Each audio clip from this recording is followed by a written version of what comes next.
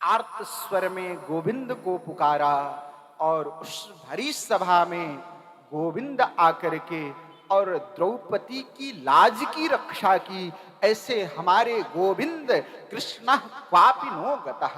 हे भक्ति, मेरे गोविंद मेरे कृष्ण इस ब्रज धाम को छोड़ करके कहीं गए नहीं है, यहीं पर जिन्होंने द्रौपदी की रक्षा की, जिन्होंने गोपियों की रक्षा की, जिन्होंने ग्वाल वालों की रक्षा की, जिन्होंने अपने अनंत भक्तों की रक्षा की, वह कृष्ण इस ब्रजधाम को छोड़कर कहीं गए नहीं, यहीं पर हैं। हे भक्ति, तुम चिंता मत करो। भक्ति को बड़ा सुंदर उपदेश नारद जी ने दिया, कृष्ण तत्व का उपदेश दिया। भक्ति से कहा कि हे भक्ति, तुम तो ठाकुर की बड़ी अनन्या हो, जिसके हृदय में भक्ति निवास करती है। हमारे गोविंद उसके पास खींचे चले आते हैं। बोलिए भक्ति महारानी की। भक्ति कहती है कि महाराज, मेरे जो दो पुत्र जो सोए हुए हैं वृद्धावस्था में, कृपा करके आप उनकी मूर्छा से उन्हें मुक्त कर दीजिए। नारद जी ज्ञान और वैराग्य को उठाने का प्रयास करते हैं। ज्ञान को जो है उठाने का चेष्टा करते हैं। वेद वेदांत घोषैश्च गीता पाठैर मुहुर्मुहुः। वेद वेदांत का पाठ सुनाया, गीता का पाठ सुनाया, लेकिन ज्ञान और वैराग्य की मूर्छा दूर हुई नहीं। पुनः स्वाप परायण, थोड़े देर के लिए उठते हैं लेकिन फिर से मूर्छा अवस्था में चले जाते हैं। यह पाठ सुना ही रहे थे कि तब तक आकाशवाणी, और आकाशवाणी ने नारद जी को कहा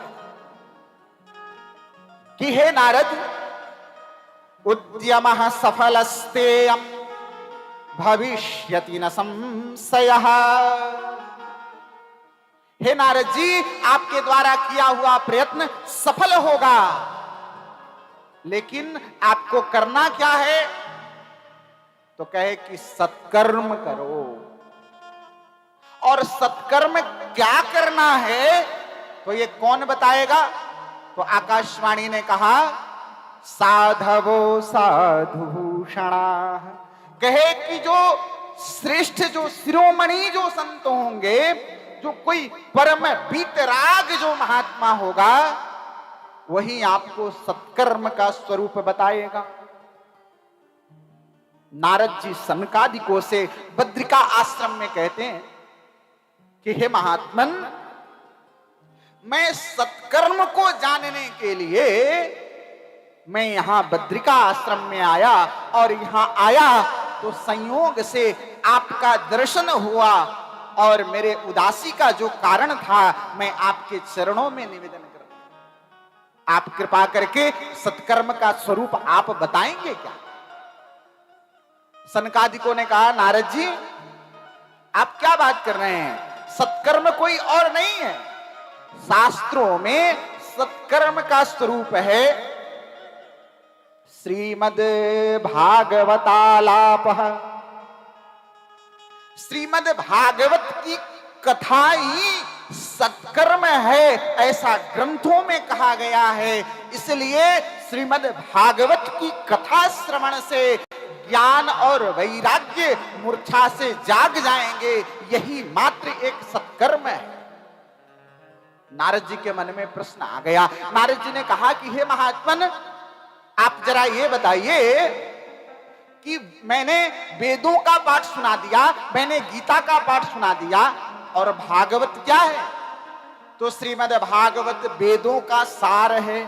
तो जब मैंने मूल ही सुना दिया, तो जब उससे लाभ नहीं मिला, तो क्या श्रीमद् भागवत की कथा से लाभ मिल पाएगा? सनकादिकों ने कहा, नारद जी अब एक प्रश्न मैं आपसे भी कर लेता हूं। आप ये बताइए कि घी किसमें होता है? नारद जी ने कहा दही के अंदर, दही से मक्खन और मक्खन से घी निकलता है। तो हम तो यह जानते हैं कि घी मक्खन में है, लेकिन घी से जो कार्य संभव है वो मक्खन से नहीं हो सकता। जो तिल से काम हो सकता है वह सरसों से काम नहीं चलेगा। हे नारद जी, ठीक है, वैसे ही श्रीमद् भागवत महापुराण वेदों का सार तो है, लेकिन जो कार्य श्रीमद् भागवत से संभव है वह वेदों से संभव नहीं है। बोलिए भागवत भगवान की जय। सनकादिकों ने नारद जी से कहा कि हे नारद जी, सप्ताह की विधि से यदि ज्ञान और वैराग्य को यदि आप कथा श्रवण कराए तो ज्ञान और वैराग्य की मूर्छा दूर हो जाएगी और वह उठ जाएंगे, वो जागृत अवस्था में आ जाए। कहे कि सप्ताह की विधि तो मैंने आज तक सुनी नहीं, मैंने भागवत मूल तो सुना है लेकिन सप्ताह की विधि नहीं सुनी। नारद जी ने निवेदन किया कि हे सनकादिको, आप कृपा करें तो आप मुझे सप्ताह विधि सुना दीजिए, सप्ताह की कथा सुना दीजिए। सनकादिक कहे कि भैया मेरा तो यही काम है, हरि कथा सुनाना और हरि कथा सुनना। तो पूर्व कल्प में नारद जी ने सनकादिकों को राम कथा सुनाई। नारद जी ने कहा कि भाई मैं राम कथा आपको सुनाया था, आप श्रीमद् भागवत की साप्ताहिक विधि मुझे सुना दीजिए। उन्होंने कहा ठीक है, मैं आपको सुना दूंगा। भाई कथा कहां सुनी जाए? तो जगह की खोज हुई कि भाई जो बहुत शांत जगह हो और जहां लोग आसानी से आ जाए। तो गंगा द्वार समीपे तु तटमानंद नामकम।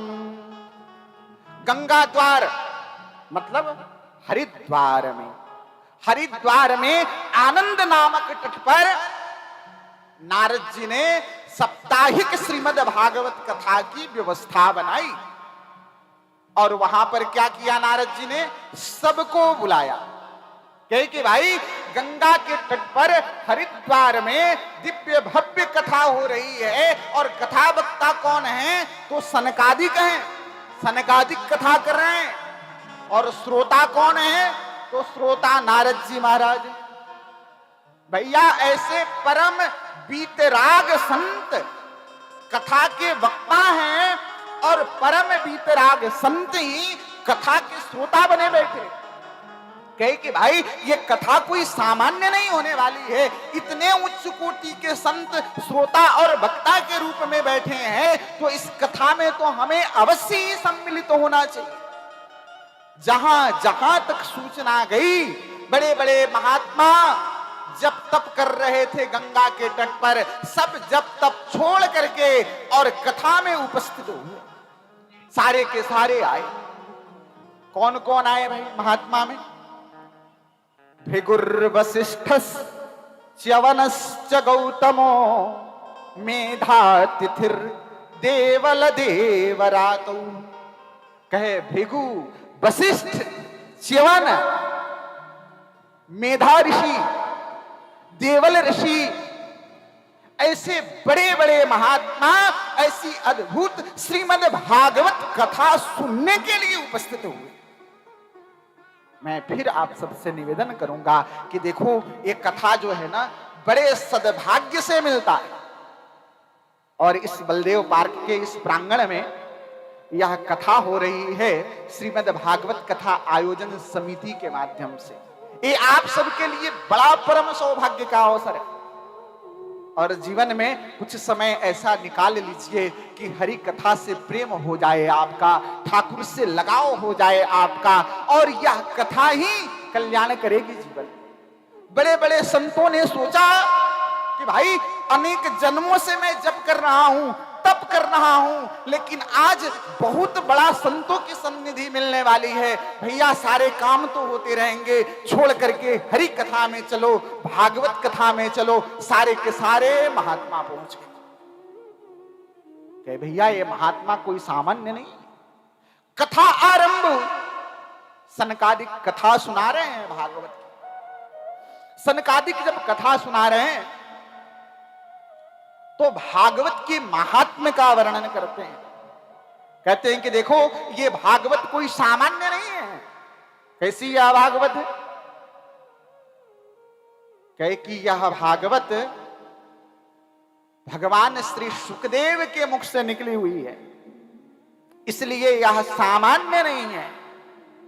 जिसके प्रथम वक्ता भगवान सुखदेव हो तो यह सामान्य ग्रंथ नहीं। यह भागवत क्या करती है?